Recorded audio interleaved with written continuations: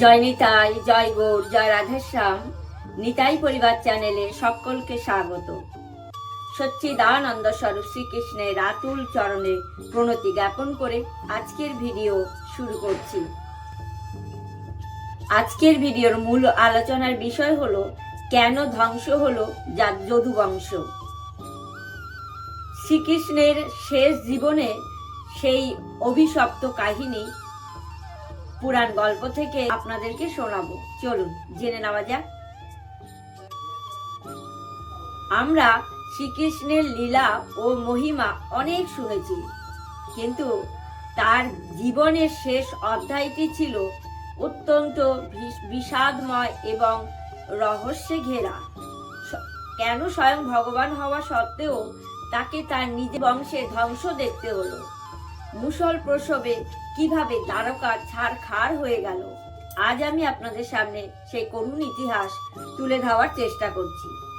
কুরুক্ষেত্রে যুদ্ধের পর যখন দুর্যোধন সহ শত পুত্রের মৃত্যু হয়, তখন শোকাতুর মাতা গান্ধারী শ্রীকৃষ্ণকে দায়ী করেন। তিনি অভিশাপ দেন যে যেভাবে কুরুবংশ ধ্বংস হয়েছে, ঠিক 36 বছর পর শ্রীকৃষ্ণের যদুবংশ এইভাবেই নিজেদের মধ্যে লড়াই করে ধ্বংস হয়ে যাবে। একবার বিশ্বামিত্র ও কর্ণ এবং নারদমণি দ্বারকায় এলেন এবং কৃষ্ণের পুত্র শাম্ব তাদের সাথে মজা করার জন্য নারী সেজে পেটে মুষল বেঁধে জিজ্ঞাসা করলেন তার কি সন্তান হবে। ঋষিরা ক্ষুব্ধ হয়ে অভিশাপ দেন যে তার গর্ভ থেকে একটি লৌহ মুষল জন্মাবে, যা পুরো যদুবংশকে ধ্বংস করে দেবে।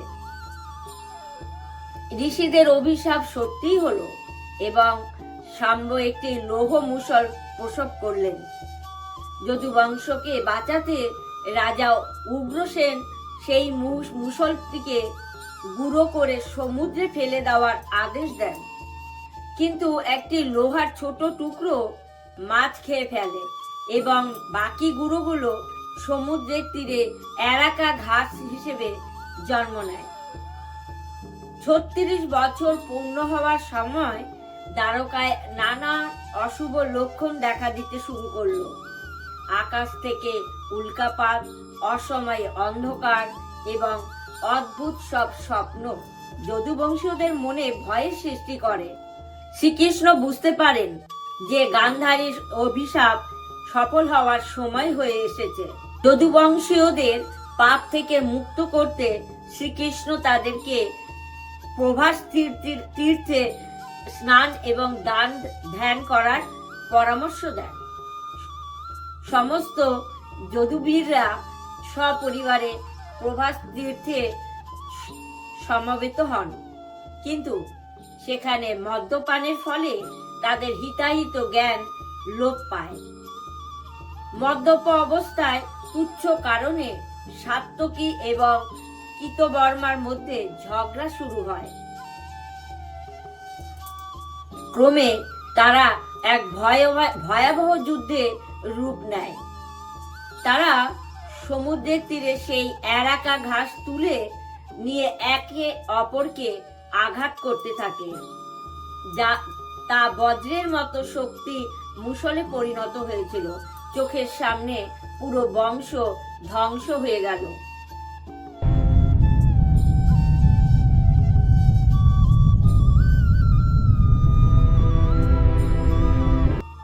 নিজের বংশের এই ভয়াবহ পতন দেখে বলরাম অত্যন্ত ব্যথিত হলেন। তিনি সমুদ্রের তীরে বসে যোগাসনের মাধ্যমে নিজের দেহকে ত্যাগ করেন। তার মুখ থেকে একটি বিশাল শ্বেত বর্ণের নাগ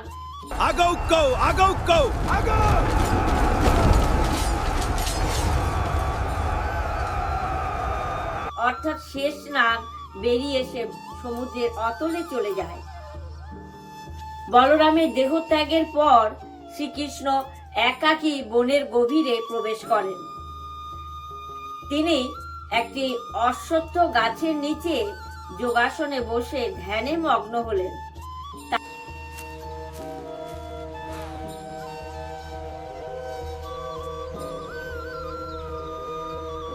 তার বাম পা ছিল ডান পায়ের হাঁটুর ওপর রাখা ছিল, যা দূর থেকে হরিণের মুখের মতো দেখাচ্ছিল। জরা নামক এক ব্যাগ হরিণ ভেবে লক্ষ্য ভেদ করে এবং শ্রীকৃষ্ণের চরণে সেই বিষাক্ত তীর বিদ্ধ হয়। এই সেই লোহার টুকরোটি ছিল যা মুষল গুঁড়ো করার সময় একটি মাছ খেয়ে ফেলেছিল এবং পরে ব্যাগ মাছের পেট থেকে বের করে তীরের ফলায় লাগিয়েছিল। তীরবিদ্ধ হওয়ার পর ব্যাগ যখন বুঝতে পারলেন যে ভগবানকে আঘাত করছে, সে ক্ষমা চাইলেন। শ্রীকৃষ্ণ তাকে সান্ত্বনা দিলেন এবং পার্থিব দেহ ত্যাগ করে স্বধামে মানে বৈকুণ্ঠে ফিরে যান। এর সাথে সাথে পৃথিবীর দাপর যুগের অবসান ঘটল। শ্রীকৃষ্ণের দেহত্যাগের পরপরই এক বিশাল জলোচ্ছ্বাস ধেয়ে আসে। দ্বারকাবাসীদের উদ্ধার করতে যান, তখন তিনি দেখতে পান চোখের সামনে সেই সোনা দিয়ে মোড়া দ্বারকা নগরী সমুদ্রের তলায় তলিয়ে যাচ্ছে। শ্রীকৃষ্ণবিহীন পৃথিবীতে অর্জুন তার দৈব শক্তি হারিয়ে ফেলেন। যে গান্ডীব ধনু দিয়ে তিনি কুরুক্ষেত্রে জয় করেছিলেন, সাধারণ দস্যুদের হাত থেকে নারীদের রক্ষা করতে গিয়ে সেই ধনুটি আর তুলতে পারছিলেন না। এটি ছিল কলিযুগের আগমনের সংকেত। শ্রীকৃষ্ণের বৈকুণ্ঠ গমনের সাথে সাথে অধর্মের কলিযুগ পৃথিবীতে প্রবেশ করে। মানুষের পরমায়ী শক্তি বুদ্ধি হ্রাস পেতে শুরু করে। কেন ভগবান নিজেকে বাঁচালেন না? অনেকের মনে প্রশ্ন জাগে, কৃষ্ণ কেন নিজেকে বা বংশকে বাঁচালেন না? আসলে তিনি কর্মফল এবং অভিশাপের মর্যাদা দিতে চেয়েছিলেন। তিনি দেখতে চেয়েছিলেন যে অন্যায় করলে তার ফল ভগবানকেও ভোগ করতে হয়। যদুবংশীয় এই পতন আমাদের শেখায় যে অহংকার, মদ্যপান এবং ভাতৃঘাতী দাঙ্গা কিভাবে একটি শক্তিশালী সাম্রাজ্যকে ধ্বংস করে দিতে পারে। সবসময় ন্যায়ের পথে চলে। নিতাই গৌর হরি বল। বন্ধুরা, আজকে আমাদের এই কাহিনী মনে করিয়ে দেয় যে জগতের সবকিছুই পরিবর্তনশীল। শ্রীকৃষ্ণের এই বিদায় আমাদের হৃদয়ে এক গভীর শিক্ষা রেখে যায়। ভিডিওটি ভালো লাগলে লাইক দিন এবং অন্যদের সাথে শেয়ার করুন। আপনার মূল্যবান মতামত কমেন্টে জানাতে ভুলবেন না। আর প্রতিদিন এই রকম পৌরাণিক রহস্য জানতে নিতাই পরিবার চ্যানেলটিকে এখনই সাবস্ক্রাইব করে দিন।